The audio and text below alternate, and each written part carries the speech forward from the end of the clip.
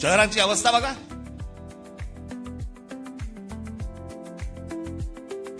Pizza मागवला तर 10 मिनिटात येतो, पण तुम्हाला 10 मिनिटात कुठे जाता येत नाही. सगळीकडे ट्रॅफिक जॅम, फुटपाथ भरलेले.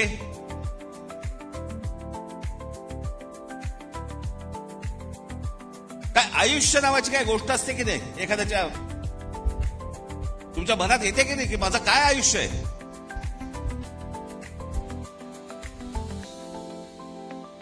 आज हे ब्रिटिशांच्या काळामध्ये त्यावेळेला हे मैदान उभं राहिलं म्हणून आज हे मैदान आहे. नाही तर अशी मैदानं कुठे आहेत मला जरा सांगा. जी मैदानं उभी राहिली आहेत ते त्या त्या काळात उभी राहिलेली आहेत.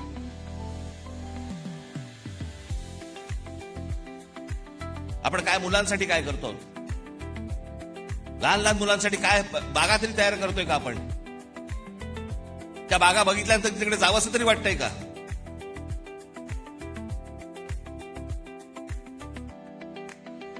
आज शहराची आज संपूर्णपणे शहर अख्खी कोलमडून पडलेली आहेत.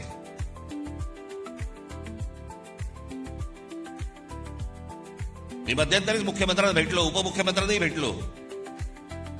या शहरांचा ट्रॅफिकचा प्रश्न, गाड्या. उद्या मी तुम्हाला सांगतो अशी जर परिस्थिती जर अजून 5-10 वर्ष राहिली ना, घरातनं निघाल आणि तिकडेच असाल,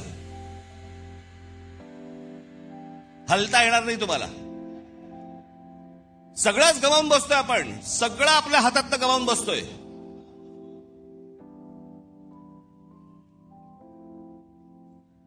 आज ग्रामीण भागामधला माझा तरुण, माझ्या तरुणी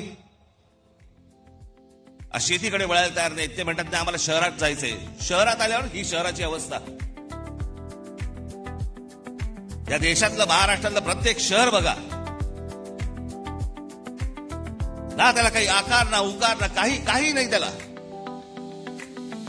कोणी येते, कुठेही इमारती बांधतंय, कोणी काहीही करतंय, कोणालाही कसल्याही परवानगी दिली जात आहेत. आणि तुम्ही ते पाहता आणि राग मोबाईलवरती व्यक्त करताय. हेच त्यांना हवंय की तुम्ही रस्त्यावरती येताच का बनेल, तुम्ही या गोष्टींचा विचारच करता का बनेल. असेच सडा, असेच मरा.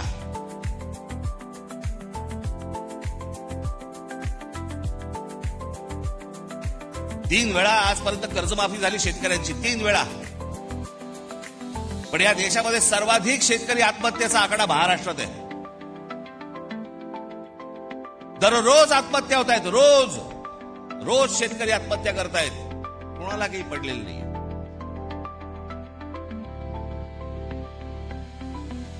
हे इथे तुमच्यासाठी कोस्टल रोड बांधतायत, आम्हीच त्याची स्तुती करतो. आमचा मराठी माणूसच स्तुती करतो. छान झालाय ना रस्ता, अरे तो तुझी वाट लावायला झालाय. तुला कल्पना नाही तो रस्ता कशासाठी झालाय. तो तुमच्यासाठी झालेला रस्ता नाहीये. तो बाकीच्यांना आत येण्यासाठी आणि तुम्हाला बाहेर जाण्यासाठीचा रस्ता आहे. तो आम्हाला जो अंदाज येत नाही. आमच्या दरवाज्यावरती जोपर्यंत टकटक होत नाही तोपर्यंत आम्हाला समजतच नाही. आज सगळ्या शहरांमधल्या सगळ्या जमिनी चालल्या आहेत. हे अडाणी सारखे उद्योगपती सगळे घेत बसलेत. सरकार न बघता सह्या करतंय. हा सगळा पाडा मी मागच्या वेळेला वाचला होता. त्याच्यात आपण महाराष्ट्र म्हणून आपलं महाराष्ट्राचं स्वतःचं अस्तित्व गमावून बसतोय. आपली महाराष्ट्राची ओळख गमावून बसतोय. आपली भाषा गमावून बसतोय. मी मागे पण सांगितलं होतं ना, एकदा ती गोष्ट हातातनं गेली की परत येणार नाही. भाषा संपली म्हणून अनेक देश संपलेले आहेत या जगामध्ये. तुम्हाला जग ज्याला म्हणतं की तुम्ही कोण आहात, मराठी माणूस आहात. मराठी माणूस आहात म्हणजे कोण आहात? मराठी भाषा बोलणारे आहात म्हणून तुम्ही मराठी माणूस आहात.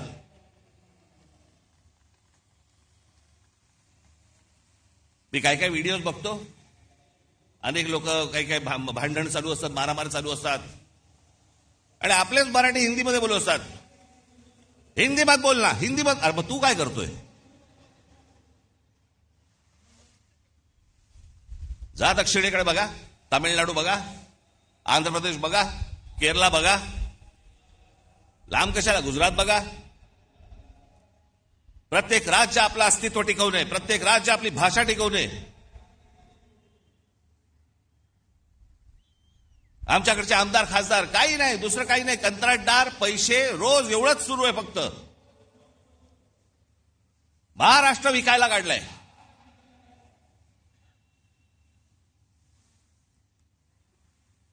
आज मुख्यमंत्र्यांकडे गृह खातं आहे. संपूर्ण महाराष्ट्रभर सगळ्या ठिकाणी ड्रग्ज विकले जात आहेत. त्याच्या हितासाठी नम्र विनंती करणार आहे.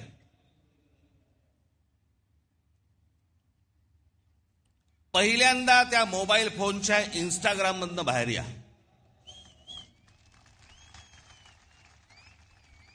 सकाळी संडासात नाही, लवकर बाहेर याल.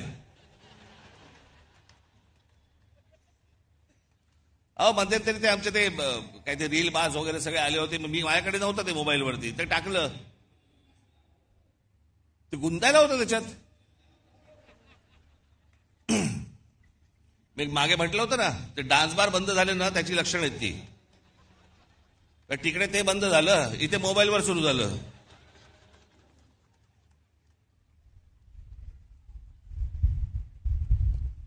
हे मी तुम्हाला का सांगतोय? कारण तुम्हाला गुंतवून ठेवलंय आतमध्ये. तुम्हाला ह्या सगळ्या करमणुकी आणि या सगळ्या गोष्टींमध्ये गुंतवून ठेवायचं. आणि सरकारला तुम्ही प्रश्न नाही विचारायचे. सरकारला तुम्ही प्रश्नच विचारता कामा नयेत. तुम्ही इतके अडकून आतमध्ये गेले पाहिजेत की त्या गोष्टींचा विचारही तुम्ही मनामध्ये आणता कामा नये. याच्यासाठीच हे डिझाईन आहे.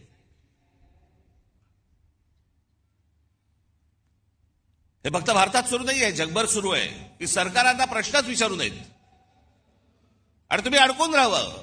आयपीएल मध्ये अडकावं, चित्रपटामध्ये अडकावं, टेलिव्हिजनमध्ये अडकावं, मोबाईलमध्ये अडकून राहावं. मोबाईल तर आपला एक अवयवच झालाय. आणि म्हणून आजूबाजूला आपल्याला काही बघता येत नाही, पाहता येत नाही, विचार करता येत नाही. जसे पूर्वीच्या काळामध्ये लोक जसे रस्त्यावरती येत असत, आता काही नाही. मी माझा राग व्यक्त केला मोबाईलवर. आता कशाला रस्त्यावरती येऊ? हे तुम्हाला गुंतवून टाकणं आहे. आणि मग महाराष्ट्रामधले जे प्रश्न आहेत, महाराष्ट्रातले जे सत्ताधारी आहेत, यांना प्रश्नच विचारायचे नाहीत.